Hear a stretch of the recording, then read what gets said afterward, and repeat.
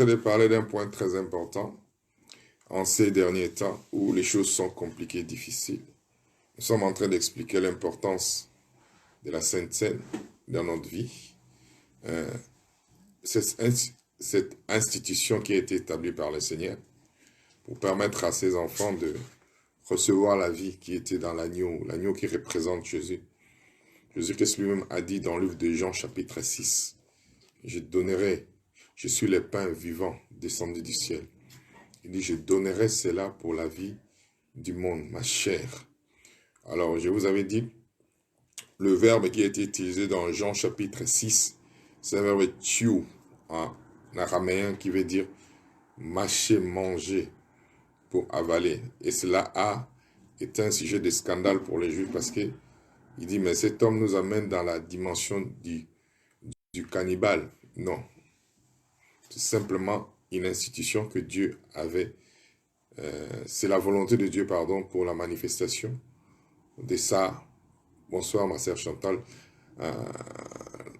de sa sagesse parmi les hommes. Donc il est très important pour nous de comprendre cette dimension, afin que nous puissions jouir des bienfaits qui sont accomplis pour nous par Jésus-Christ à la croix et à la résurrection. Je vais aborder un point très important, très capital, qui va nous permettre de comprendre en fait l'acte de la croix et de la résurrection. Nous prions, Père, nous te prions dans le nom de Jésus. Nous demandons que notre esprit soit ouvert, que la sagesse divine nous soit donnée et pénétrée, pour que nous accomplissions et nous comprenions ce que tu es en train de faire dans nos vies. Que ton nom soit béni, loué, exalté, adoré. Alors, en commençant, j'aimerais vraiment remercier l'équipe qui travaille avec moi, en commençant par la sœur Sephora Kalemba, Glody Mouteba, Meg Boita, Coralie Loanza, qui c'est Jessica Moussengi et Mademoiselle Nono Ile, ainsi que la sœur Elisabeth Nengo et Mimi Mwata qui nous assistent techniquement pour que nous puissions vous communiquer ce que nous sommes en train de faire. Ce n'est pas si facile parce qu'on essaye par tous les moyens de vous donner le meilleur parce que le débit d'Internet est devenu trop compliqué. Mais par la grâce de Dieu, nous y attelons pour que vous ayez le meilleur en nous. Donc, merci à tous ceux qui rentrent, Patricia, à tous ceux qui sont là. Nous vous remercions. Donc, j'aimerais que vous puissiez savoir une chose. Hier, j'avais essayé de donner un fondement pour nous permettre à comprendre l'institution de la Sainte Seine. C'est très capital en ce moment. Parce que, en passant, j'aimerais vous dire une chose, vous donner un conseil. Nous sommes là pour vous. Vous avez des requêtes de prière, n'hésitez pas à nous les envoyer. Nous prions pour cela, nous intercédons. La Bible dit dans le livre des Actes chapitre 12 que l'Église ne cessait pas d'adresser à Dieu la prière. Quand vous cessez d'adresser à Dieu la prière, les choses s'arrêtent. Nous sommes censés, quoi qu'il arrive, quoi qu'il se passe, nous sommes censés élever à Dieu la prière pour les gens que nous aimons. C'est la raison pour laquelle je vous conseille de me contacter par Facebook. Envoyez-moi le nom de la personne qui est souffrante. Envoyez-moi le nom de la personne qui a un souci. Je prends le temps, nous prenons le temps dans l'intercession. Nous ne cessons pas d'adresser à Dieu la prière pour que les membres de vos familles, vos amis, vos connaissances soient guéris par la puissance de Dieu et la célébration de la Sainte Seine. Nous avons un témoignage merveilleux. Il y a une personne qui était dans un état très compliqué. Sa femme nous avait appelé. Elle était un peu paniquée. Je dis, ma soeur, Dieu est fidèle. Et je l'ai assistée par des conseils. Elle est là, elle m'écoute. Bon, pour l'instant, on ne veut pas embarrasser les gens, mais elle m'a appelé parce qu'elle était très paniquée depuis 4 jours. Et je lui ai dit, ma soeur, fais confiance au Seigneur. On ne va pas débrancher ton mari, parce que le médecin disait, non, c'est fini. Bon, la situation n'évolue pas. J'ai dit, la situation va évoluer. Elle me disait, ils ont dit si. J'ai dit, non, avec nous, on ne dit pas si. On a prié, ça doit se faire. Et aujourd'hui, à ma grande surprise, elle m'a appelé, et je savais, elle m'a appelé pour me dire, elle était dans tous ses états, elle était aux anges. Pasteur, ça va. Les médecins m'ont appelé pour dire, ça y est, l'oxygène est revenu, l'oxygène maintenant circule dans son sang, on peut le tourner.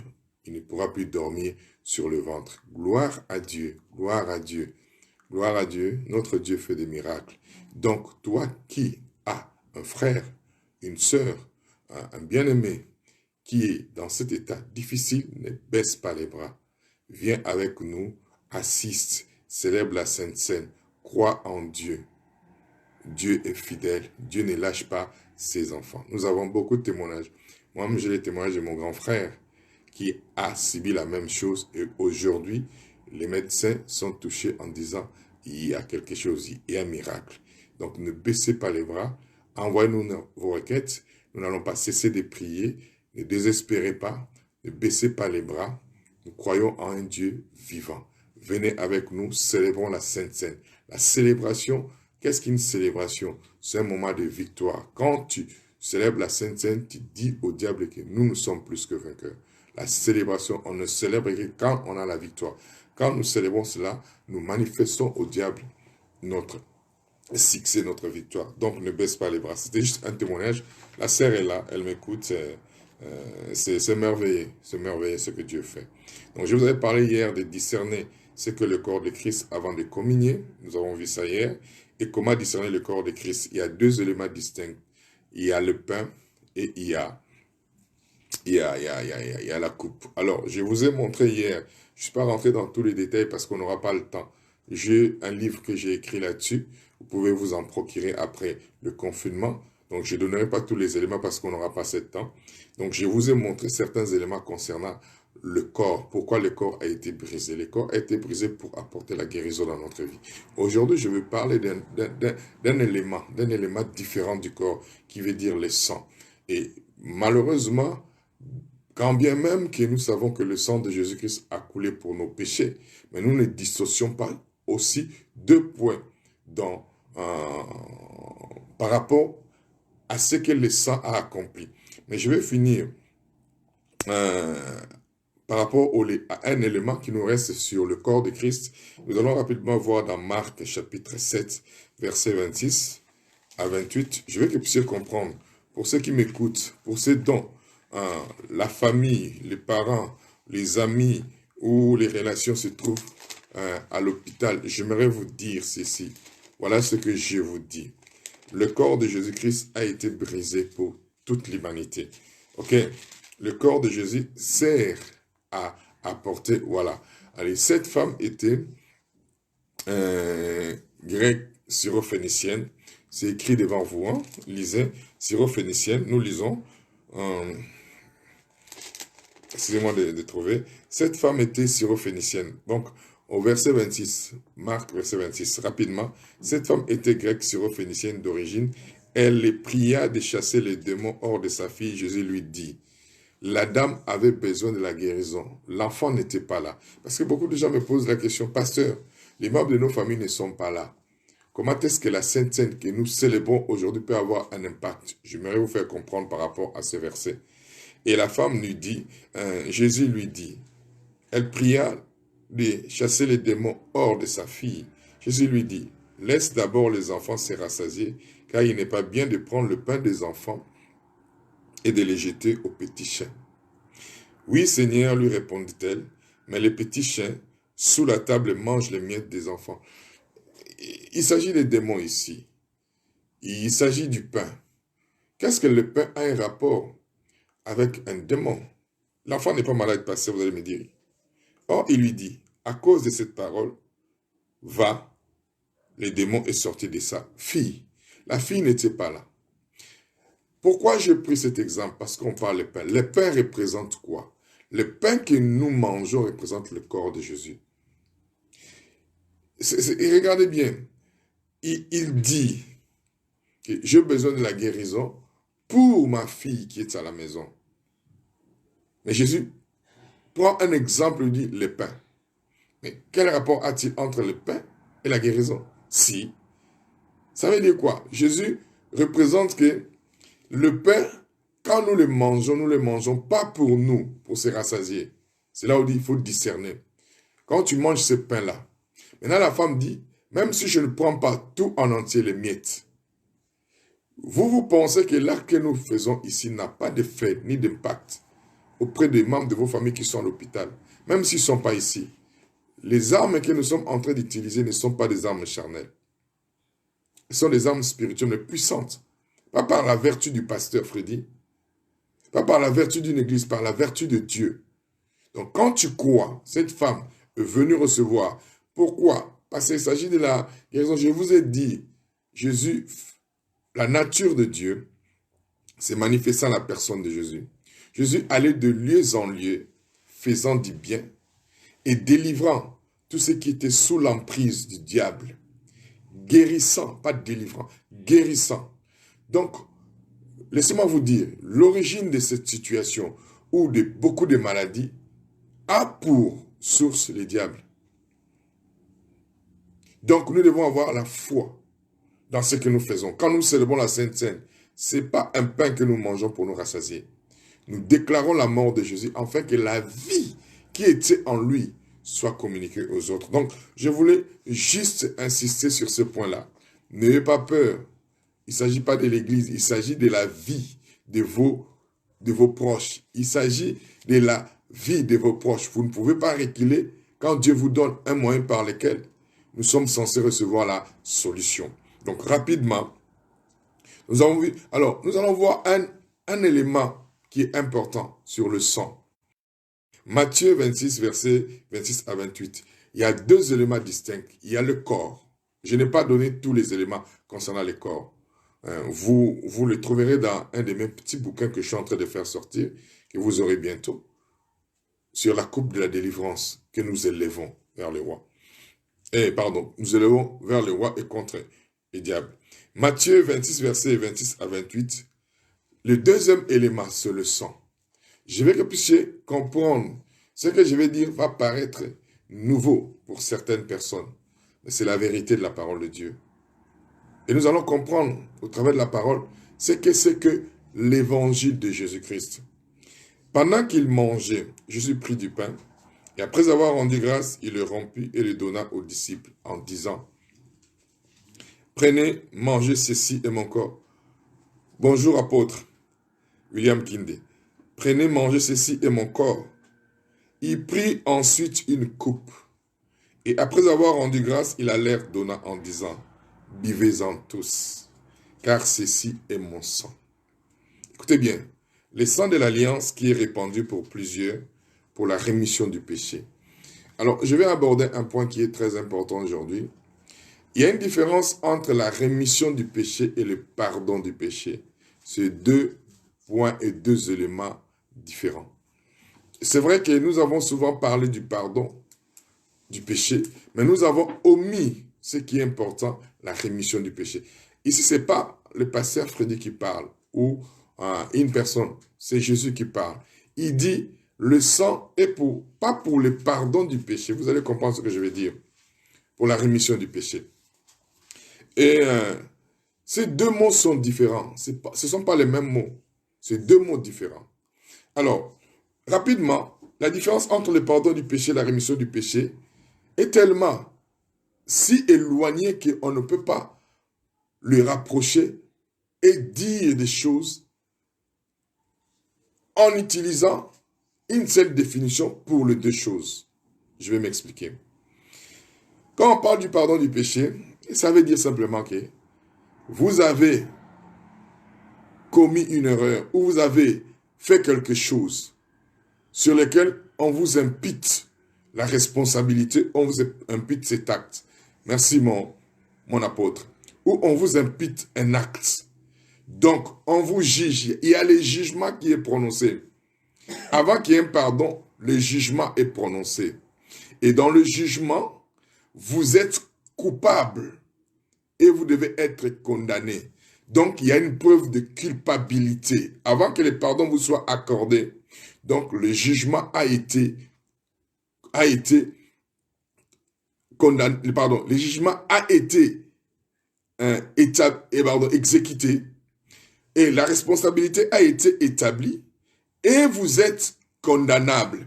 Mais maintenant, le juge ou le jury vous dit, ok, vous êtes bien la personne coupable par rapport à cet acte. Mais nous vous accordons une clémence, nous vous pardonnons. Mais vous êtes resté coupable. La culpabilité reste. Il dit, bon voilà, on vous donne un sursis, mais vous ne rentrez pas en prison. Là, sur le registre, vous êtes la personne qui est coupable. Donc, on vous a pas justifié. Ça veut dire quoi? Quand on dit on vous a pas justifié, ça veut dire que vous êtes condamnable. Mais on vous a accordé le pardon. Ça, c'est ce qu'on appelle le pardon. Maintenant, quand on parle de la rémission du péché, cela n'a rien à voir avec le pardon.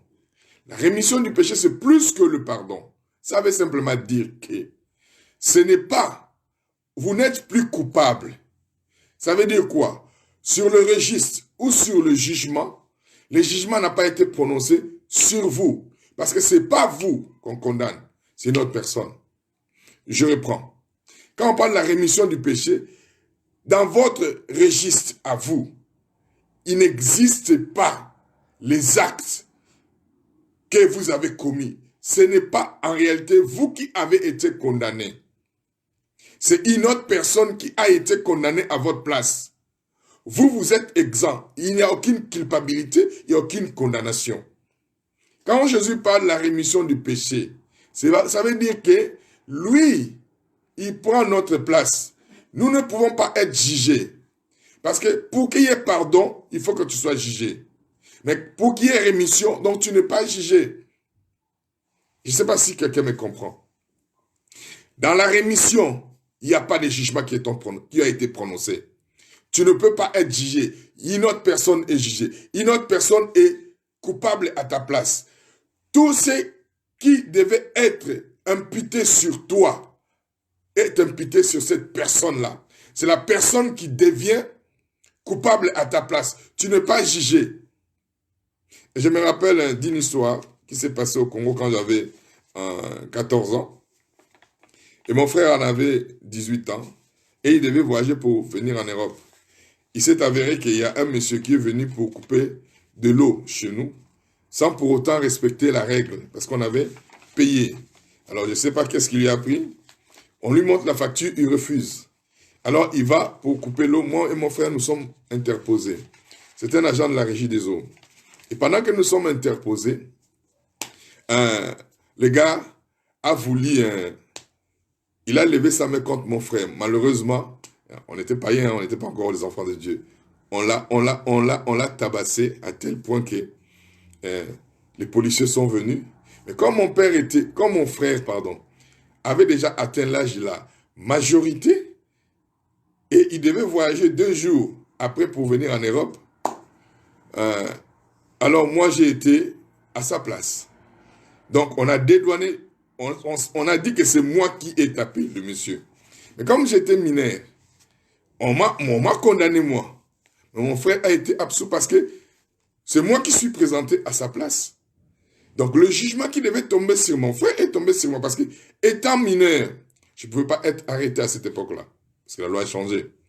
Étant majeur, lui, il devait être arrêté. Donc le jugement qui devait tomber sur mon frère est tombé sur moi. C'est ce qu'on appelle le pardon. Comme j'étais mineur, on ne m'a pas condamné. On m'a libéré, on m'a pardonné. Mais c'est resté dans le registre que j'ai été coupable. Je ne sais pas si vous comprenez ce que je sais vous dire. Nous ne sommes plus coupables devant Dieu. Ça peut vous choquer. L'homme, l'être humain, n'est pas coupable devant Dieu à cause de Jésus. Il sera coupable le jour où l'Église partira. Parce que Jésus reviendra, pas pour le péché. Hébreu dit, quand il reviendra la deuxième fois, ce n'est pas pour les péchés, c'est pour le jugement. Là, il est venu pour prendre les péchés de l'humanité. Sans que vous le sachiez, toute l'humanité entière a le bénéfice du salut à sa portée. Mais ce salut devient effectif et réalité quand nous acceptons Jésus. Dieu nous a déjà pardonné en Christ. Mais quand nous acceptons Jésus, ce que nous recevons, c'est la rémission du péché. Oh Dieu merci. C'est la rémission du péché. Il va nous remettre notre péché. Il ne va pas le tenir compte. Maintenant, les gens continuent à prêcher les pardons du péché. Non, nous ne sommes pas censés prêcher les pardons du péché. Nous sommes appelés à parler de la rémission du péché. Dire aux gens, Jésus vous a pardonné et vos péchés seront remis quand vous allez l'accepter. C'est deux choses différentes. Dans la rémission du péché, permettez-moi de lire mes notes de recherche. Dans la rémission du péché, cela ne veut pas dire que toi, tu n'as pas été jugé. Cela veut seulement dire que tu as été jugé, mais en la personne de Jésus. Au lieu que ce soit toi qui sois jugé directement, tu es jugé indirectement, mais tu n'es pas coupable. Parce que la personne qui est devenue coupable, c'est Jésus à ta place.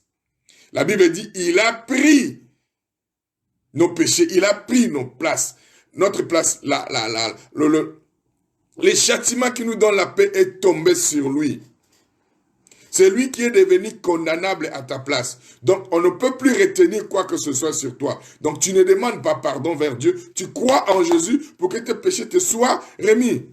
Je ne sais pas si vous me comprenez. Alors, cela ne veut pas dire que tu n'as pas péché. Non, cela veut dire simplement que tu as péché, mais Dieu t'a exempté de ces péchés à cause de Jésus qui a pris ta place. Le fait que tu es accepté. Jésus, ce jugement ne peut plus être compté sur toi. Ce jugement est compté sur la personne de Jésus. C'est la raison pour laquelle la Bible dit, tu es né de nouveau. Vous n'avez jamais posé la question? Tu es né de nouveau par rapport à quoi? Quand on est de nouveau, on n'a plus un passé.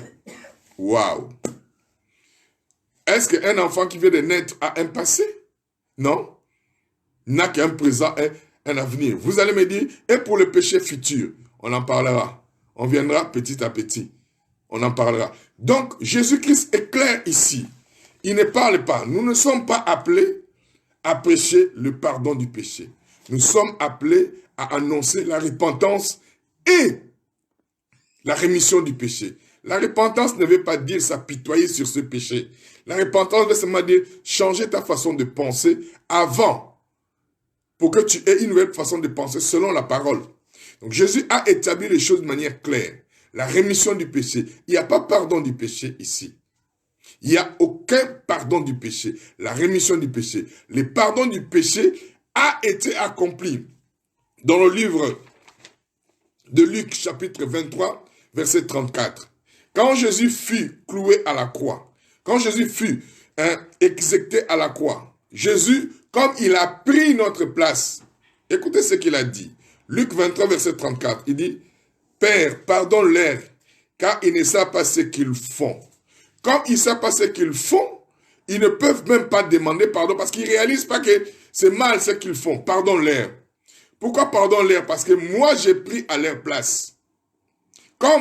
Alors, le pardon n'est qu'accordé quand le jugement est prononcé. Or, le jugement ne peut que prononcer si tu es prouvé être coupable de faire des actes. Maintenant, comme Jésus a pris notre place, donc tous les actes que vous et moi avions accomplis a été sur Jésus. Donc, du fait que ces actes ont été sur Jésus, on ne peut plus nous imputer cela.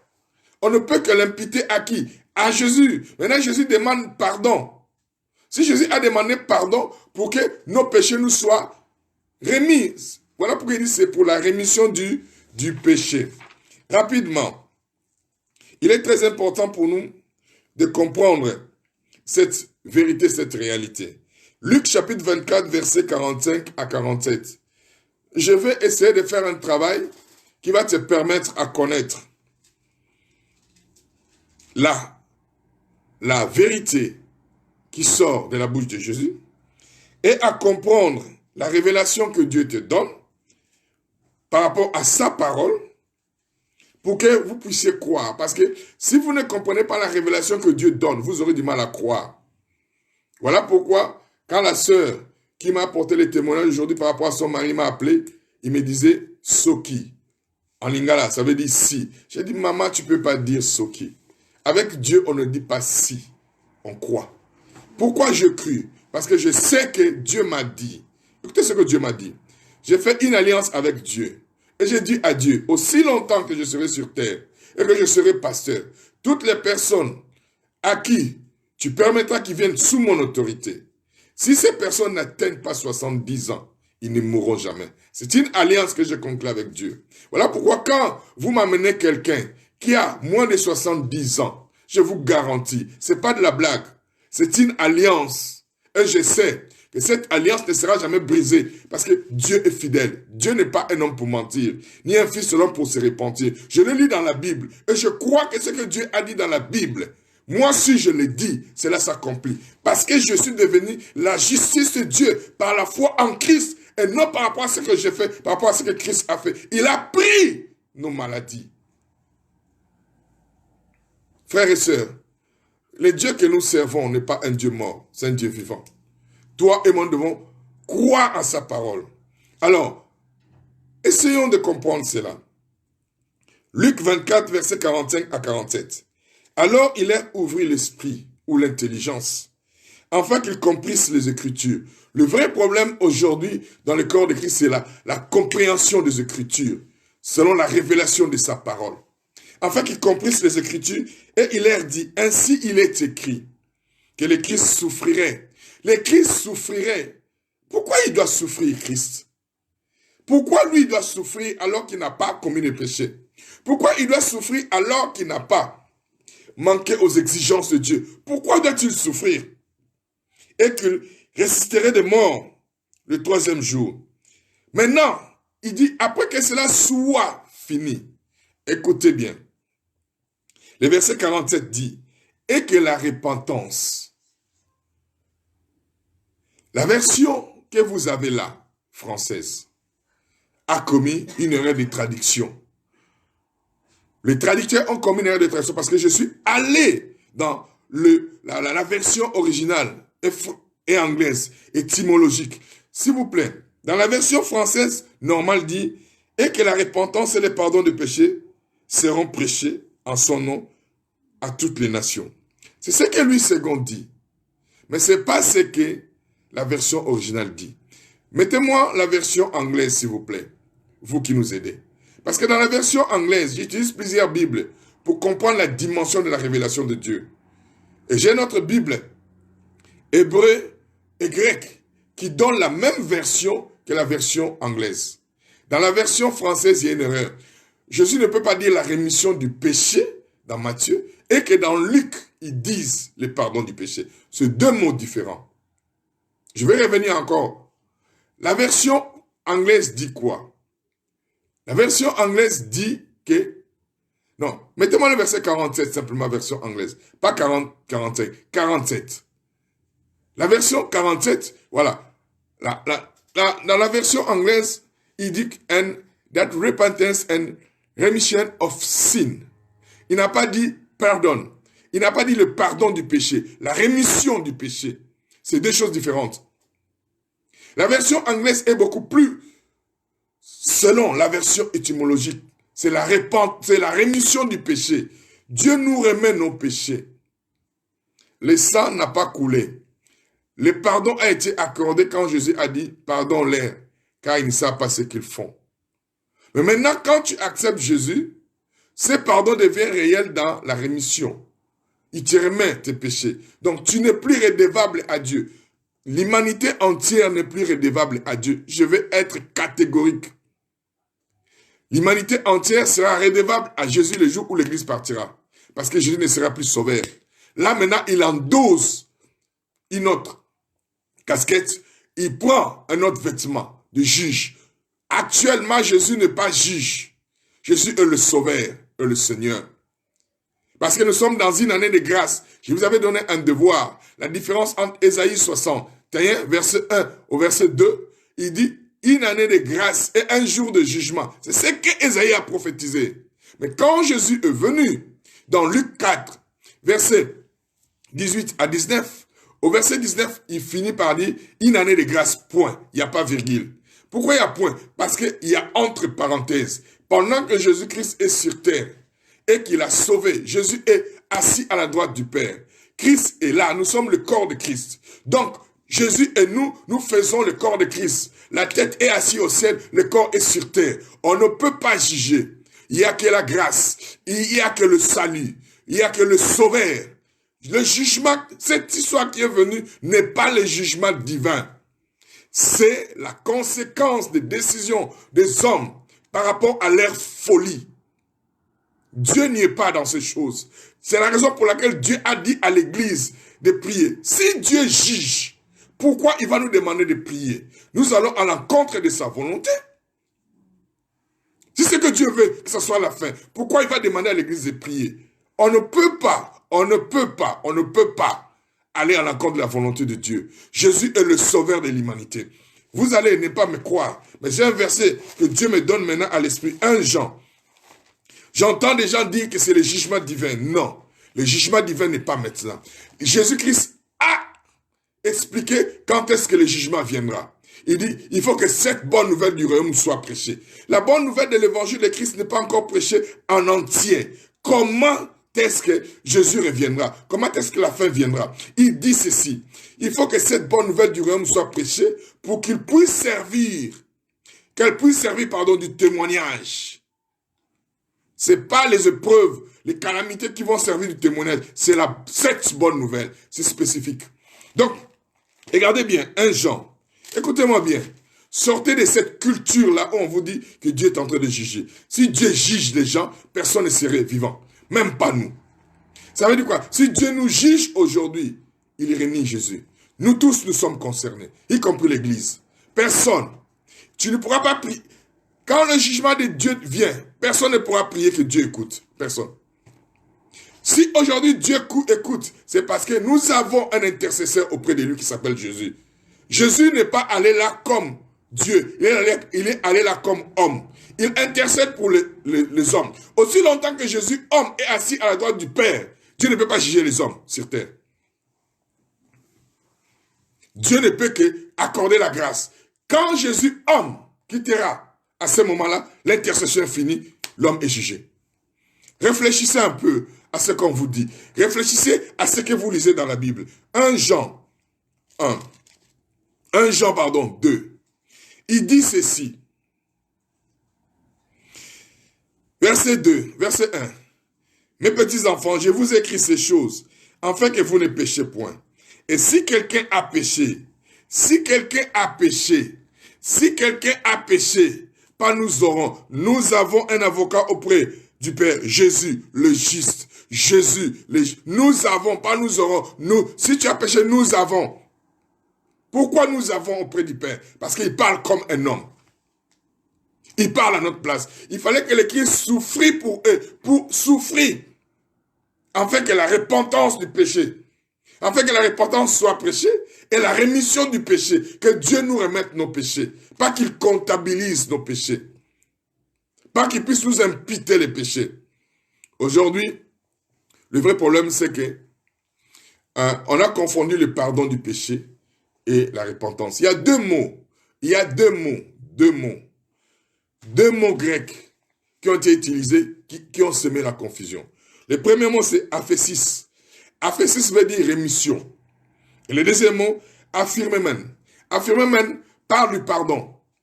Ce qui a fait que ceux qui ont traduit la Bible en français ont mal interprété et ils utilisent là où ça doit être la rémission du péché, ils utilisent le pardon du péché. Je continuerai ça demain. Vous comprendrez. Mais je suis en train de vous dire que Jésus est assis à la droite du Père pour nous. Nous avons, pas nous aurons. Il est lui-même, écoutez bien, il est lui-même une victime expropitiatoire pour nous. Victime. Si Jésus est victime propitiatoire pour nos péchés, ça veut dire quoi? Quand tu acceptes Jésus, on ne peut plus comptabiliser les péchés sur toi parce que c'est lui qui devient victime à ta place. Comment vous expliquer cela? Comment l'Église se laisse aller par des histoires et des mensonges venant du fond de l'enfer pour montrer une mauvaise image de notre Père. Dieu n'est pas celui qu'on démontre. Dieu n'est pas dans cette histoire de coïdo viris. Dieu est dans la vie. Dieu est dans la paix. Dieu est dans la joie. Dieu est dans la guérison. Dieu est dans la délivrance. Dieu est dans la réjouissance. Dieu est dans l'amour. Oui, Dieu va juger, mais pas maintenant. Parce que nous avons un avocat auprès du Père. Un avocat parle pour qui? Pour ceux qui ont besoin d'une défense. Tant que Jésus est assis comme homme à la droite du Père, Dieu ne peut pas nous juger. Il dit, nous avons un avocat. Il est lui-même une victime expiatoire pour nos péchés. Il est victime à notre place. Nous ne pouvons pas être victimes parce que nous avons cru en lui. Non seulement pour le nôtre, écoutez bien, non seulement pour le nôtre, mais aussi pour ceux du monde entier. Attendez, pasteur, oui, il est victime pour nous. Si, premièrement pour nous. Deuxièmement, non seulement pour le nôtre, mais aussi pour ceux du monde entier. Dieu ne veut pas que le monde périsse. Voilà pourquoi il a envoyé Jésus. Et l'année de la grâce n'est pas encore finie. Elle se terminera quand l'Église sera enlevée. Aussi longtemps que l'Église est sur terre, Dieu est avec nous. Bien-aimé, tu dois comprendre. Le sang coulé pour la rémission du péché. Quand j'entends beaucoup de gens dire, oui, tu as péché, Dieu va te juger par rapport à ces péchés, non. Ça peut vous choquer, non? Dieu ne vous juge pas par rapport à vos péchés, mais quand vous péchez, vous ouvrez la porte au diable pour vous détruire physiquement. En fait, le problème du péché, ce n'est pas Dieu. Le problème du péché, c'est vous-même, c'est votre corps.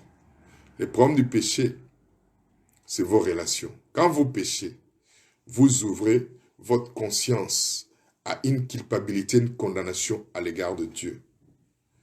Vous devenez conscient que vous avez manqué à l'égard de Dieu.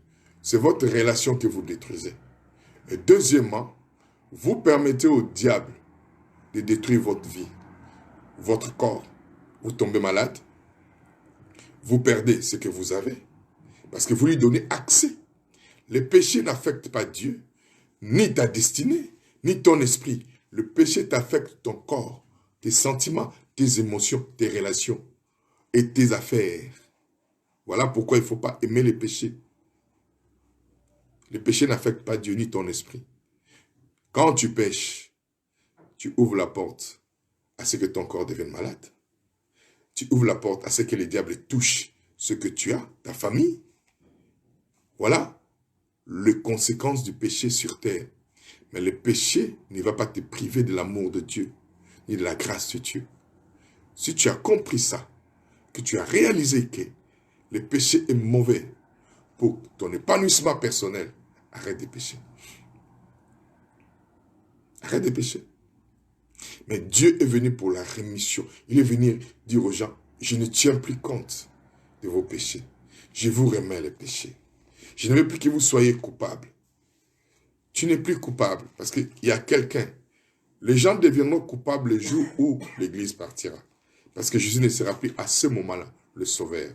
Il deviendra le juge. Mais pour l'instant, il n'est pas encore juge. Pour l'instant, il est le sauveur. C'est une année de grâce. Lisez avec moi, s'il vous plaît. Colossiens 1, verset 14.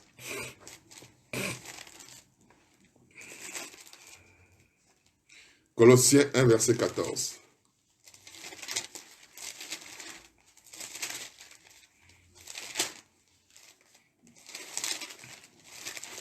Colossiens 1, verset 14.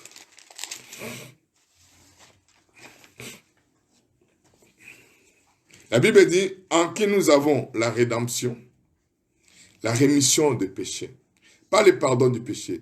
Demain, je vais revenir pour vous expliquer, excusez-moi, la différence profonde entre le pardon et les péchés et la rémission. Je sais qu'il y a beaucoup de versets qui sont utilisés. Jésus a dit, pardonnez-nous nos offenses. J'expliquerai ça demain. D'autres péchés qui ont dit, si on n'a pas péché, confessez nos péchés. Il ne s'agit pas de pardon de péché confessé. J'expliquerai ça aussi demain. Dans 1 Jean 1, verset, à partir du verset 7, plus précisément au verset 9. On a interprété des choses qui, malheureusement, Dieu n'a pas dit ainsi. Il y a une différence entre pardon et rémission. Pardon, ça veut dire quoi?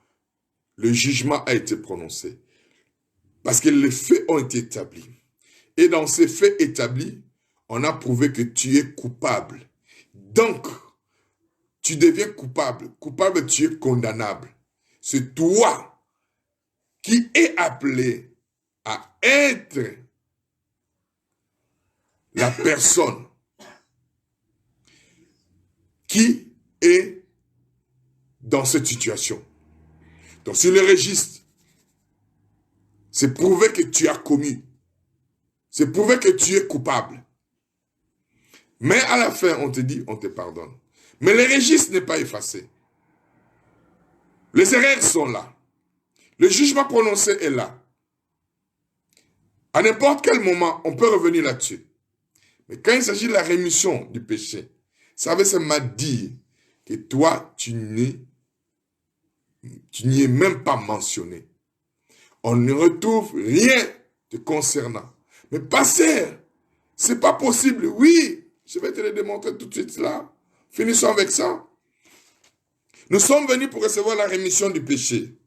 Il dit, en qui nous avons la rédemption, la rémission du péché.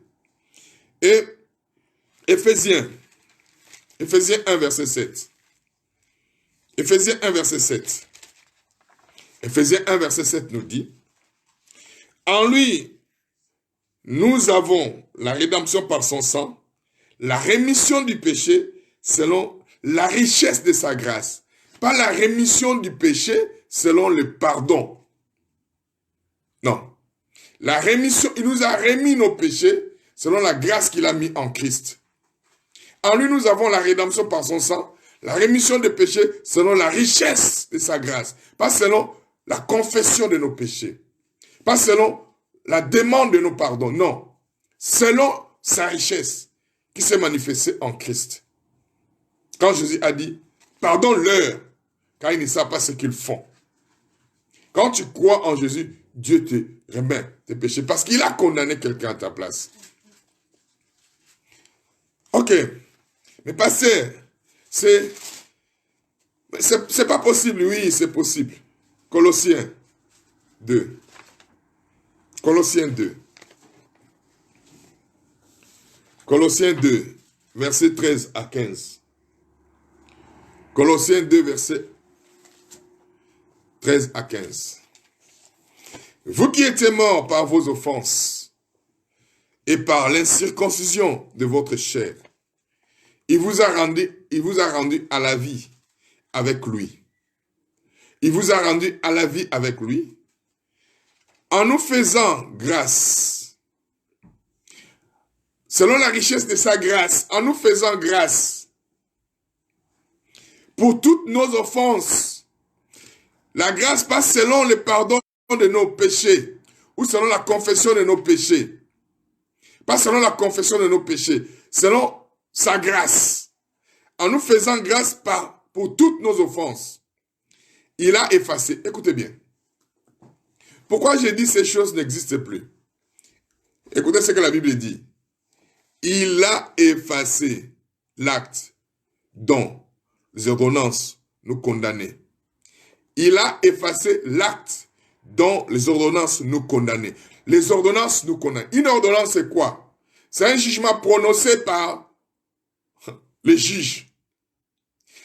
La Bible m'a dit, il a effacé l'acte. Ça veut dire quoi? Aucune accusation existe. Ah, comprenez bien ce que je vais dire. Jésus dit dans Luc chapitre 22, il dit, cette coupe est la coupe d'une nouvelle alliance. D'une nouvelle alliance. S'il y a une nouvelle, il y a une ancienne. Ok, rapidement. Je vais vous aider. Il y a une confusion dans l'explication de la Bible et des Écritures. L'Ancien Testament commence de Genèse à Malachie. L'Ancien Testament, de Genèse à Malachie. Le Nouveau Testament commence de Matthieu à Apocalypse. Mais l'Ancien Testament n'est pas l'Ancienne Alliance. Le Nouveau Testament n'est pas la Nouvelle Alliance. Les deux sont différentes. Une alliance, c'est comme une signature. Un testament peut être rédigé, Si on ne signe pas les testaments, celui-ci n'a aucune valeur juridique.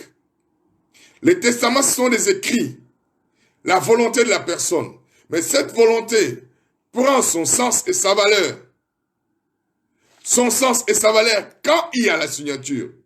Mais les testaments ne pas en vigueur aussi longtemps, bien que les testaments aient pris la valeur, mais la mise en pratique doit passer par le fait d'être en vigueur. Le testament ne peut pas être en vigueur si les testataires qu'il a mis en valeur ne meurent pas, parce qu'il peut à tout moment changer le testament et révoquer sa signature. Donc, beaucoup de gens confondent le Nouveau Testament et la Nouvelle Alliance. Le Nouveau Testament, je répète, commence de Genèse à Malachie. Le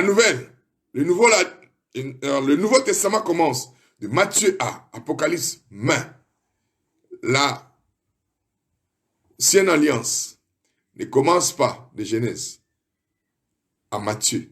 Écoutez-moi bien, j'expliquerai ça demain. Mais j'ouvre une parenthèse. La Nouvelle Alliance commence. Non, l'Ancienne Alliance, mosaïque, commence dans le livre de Genèse, chapitre 19, à partir du verset 9. Je répète. Exode 19, à partir du verset 9. C'est quand les enfants d'Israël demandèrent la loi. De Genèse, chapitre 1, jusqu'à Exode 19, 9. C'était le temps de la grâce. De Exode 19, à partir du verset 9, jusqu'à Actes, chapitre 1. C'était l'ancienne alliance. Donc, Jésus n'a pas vécu dans la nouvelle alliance. Parce qu'une alliance ne peut que être acceptée quand le sang est présenté. C'est quand le sang a été présenté dans l'ancienne alliance, c'est à ce moment-là l'alliance est rentrée en vigueur. Jésus n'avait pas encore présenté le sang. Donc, quand vous lisez Matthieu, vous lisez Marc, vous lisez qui est dans le Nouveau Testament, tout cela se passe dans l'ancienne alliance. La clé de voûte de la nouvelle alliance, c'est Jésus. Il fallait que Jésus aille se présenter.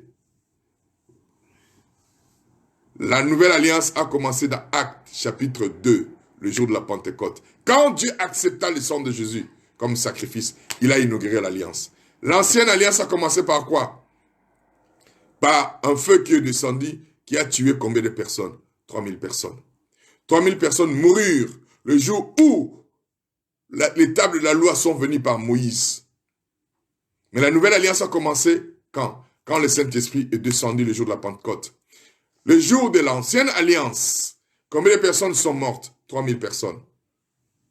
Le jour de la nouvelle alliance, combien de personnes reçurent la vie? 3000 personnes. La Bible dit 3000 personnes le jour de la Pentecôte étaient converties sur une seule prédication de Pierre.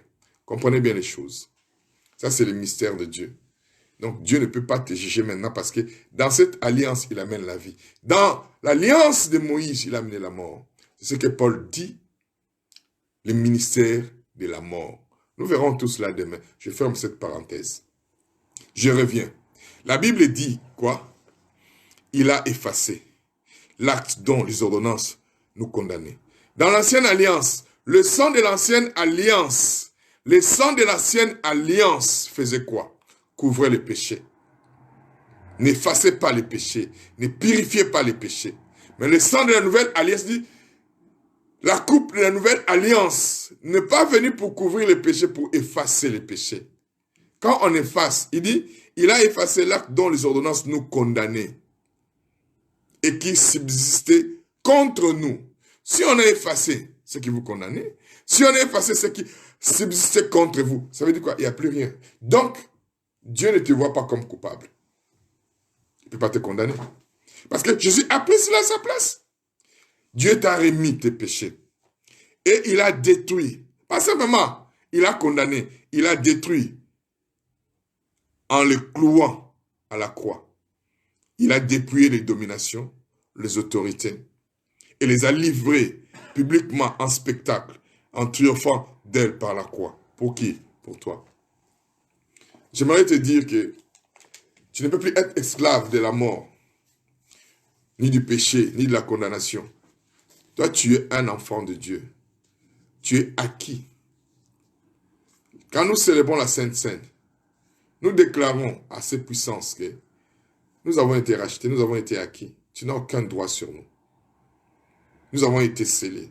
Nous avons part à l'héritage. Nous avons part à l'héritage des saints. Je pars à la guérison. Je fais partie du corps de Christ. Tu ne peux pas toucher ni ma famille, ni mes enfants. Je vous dis la vérité. Hein? Toutes les personnes qui sont sous l'emprise du diable, j'ai reçu, moi. Pas d'une manière spéciale, parce que j'ai cru en la parole. C'est la même chose avec toi. Si tu crois à ce que je crois, tu verras la même chose. Le vrai problème, c'est que la parole de Dieu n'est pas encore devenue une réalité pour vous. Parce que vous pensez que c'est une littérature. Non, c'est Dieu lui-même qui s'exprime pour nous. J'aimerais t'encourager. Crois à cette parole. Tu as reçu comme moi l'autorité. Tu as reçu comme moi le mandat. Tu as reçu comme moi la puissance. Tu as reçu comme moi la même autorité. Quand je célèbre la Sainte Seine, je déclare, je crois, et je sais qu'étant la justice de Dieu, ce que je dis. Jésus s'est fait propitiatoire, victime propitiatoire pour moi qui crois en lui. Il a pris ma place et moi j'ai pris sa place. Si j'ai pris sa place, je peux parler comme lui parlait. Si j'ai pris sa place, je peux prier comme lui prier et voir le résultat. Si j'ai pris sa place, écoutez-moi bien. Permettez-moi de vous donner un dernier verset. Je soupire après cette révélation. Je soupire après cette vérité. Qu'elle devienne une vérité révélation pour vous. Ne baissez pas les bras. Agissez comme le Fils de l'homme. Jean 20. C'est le dernier verset. Puis nous allons mettre les choses en route. N'ayez pas peur. Ton mari ne mourra jamais. Ton oncle ne mourra jamais. Tes parents ne mourront jamais. Ton frère, ta soeur ne mourra jamais. Si tu crois, tu verras la gloire de Dieu. Jean 20.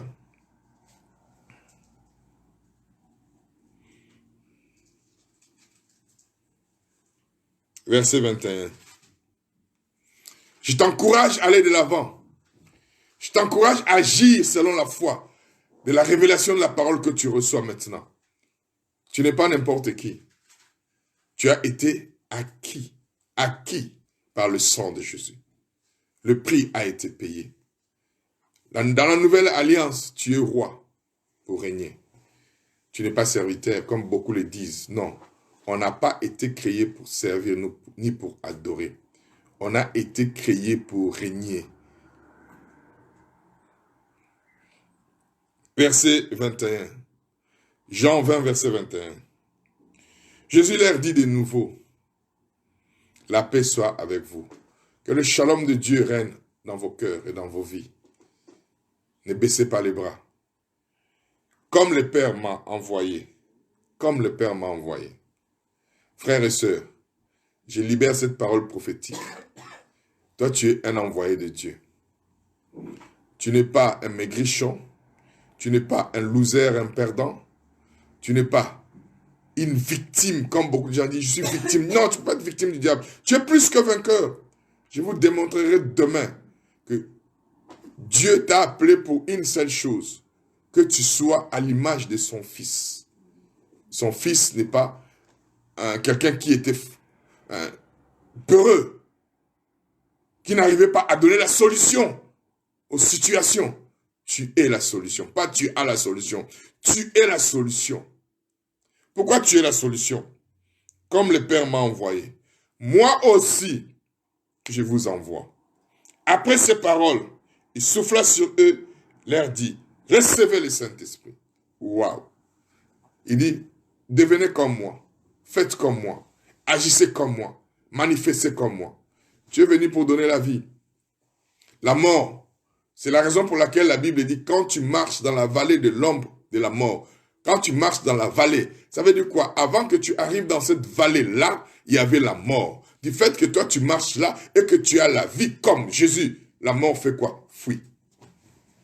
Il ne reste qu'un nombre. Il ne reste qu'un nombre qui a attaqué ton mari. Il ne reste qu'un homme qui a attaqué ta famille. La mort a fui à cause de la vie que tu as en toi. Jésus-Christ a dit, je donnerai ma chair pour la vie de ce monde. Quand tu manges ce pain, tu ne manges pas un pain. Tu manges la chair, le corps de Jésus. Et la vie qui était dans le corps de Jésus, c'est la même vie qui est en toi. Alors je demande à tous ceux qui sont là, d'aller prendre les éléments de la Sainte Seine si vous ne l'avez pas. Nous allons continuer à le faire jusqu'à. Toutes les fois que vous le faites. Va prendre les éléments de la Sainte Seine. Je t'attends, je te donne encore 1 minute. Va prendre les éléments de la Sainte Seine, c'est quoi? Prends du pain, prends du jus que tu as. Peu importe le jus que tu as. Si tu n'as pas de jus, prenez de l'eau. Ce n'est pas un souci. Ce n'est pas la breuvage qui est importante. C'est l'acte prophétique. Prenez-les avec vous, s'il vous plaît. Prenez-les avec vous. Faites cette prière après moi, tout le monde. Faites cette prière après moi. Seigneur Jésus, je crois en toi. Ton sang a lavé mes péchés, a purifié ma vie. Je reçois le pardon. Je reçois la rémission du péché à cause du pardon qui m'a été accordé en toi, Jésus. Je suis ton fils. Après avoir fait cela, tout le monde, fais ce que je te dis. On m'a appelé à 16h. Une femme m'a appelé à 16h pour me dire, pasteur, elle était aux anges. Les docteurs m'ont appelé pour me dire que la situation de mon mari a changé.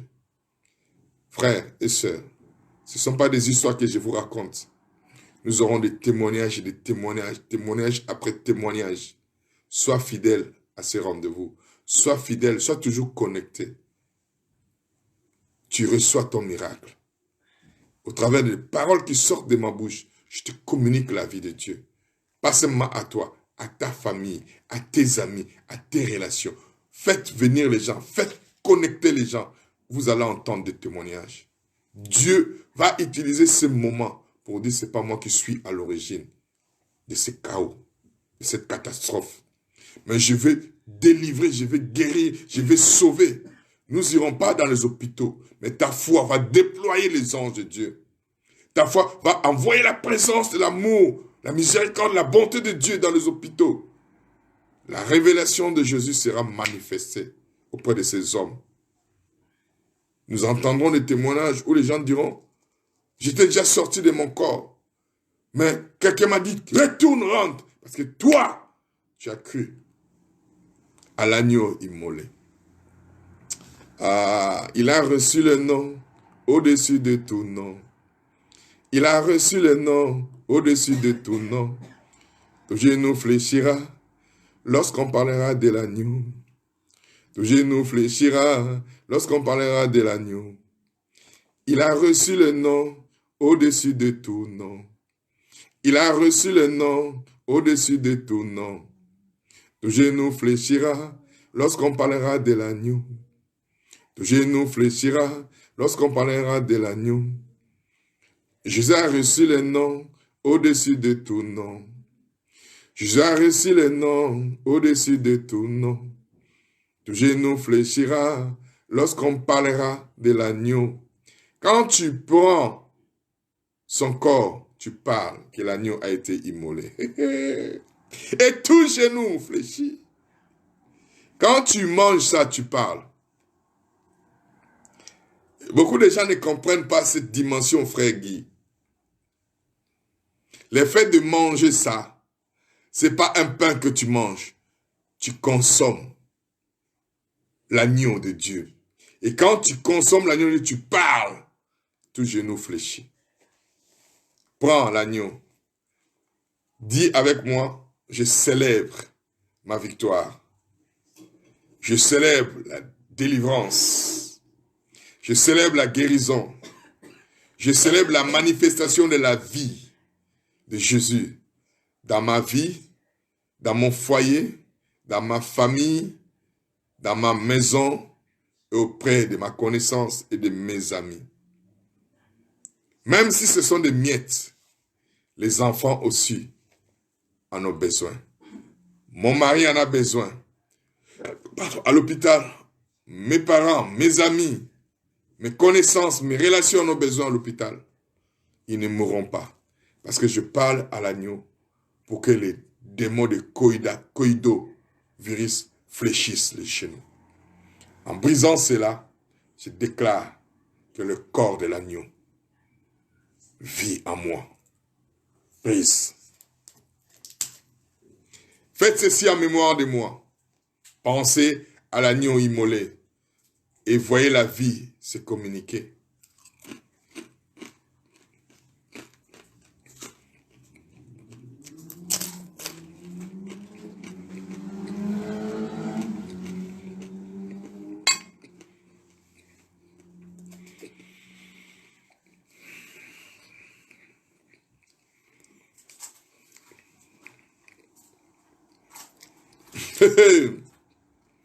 La Bible dit, cette coupe est la coupe d'une nouvelle alliance qui est répandue pour beaucoup, pour la rémission du péché. Le pardon a déjà été accordé en Jésus quand il mourit sur la croix. Maintenant, nous allons déclarer que les péchés soient remis, ne soient plus comptabilisés, ne soient plus comptés. Nous recevons la rémission du péché en Christ. Qu'aucun péché soit comptabilisé et soit compté sur les gens. Et que l'amour, la faveur de Dieu, la bonté et la miséricorde et la compassion couronnent, pas coronavirus, mais que la bonté, que la miséricorde, que la passion de Christ et son amour couronnent de vie. Lève la coupe. Dis au diable que tu es plus que vainqueur. Parce que Jésus t'a aimé. Allez-y, bois ta délivrance. Bois ton salut. Bois ta guérison. Bois ta justification. Au nom de Jésus.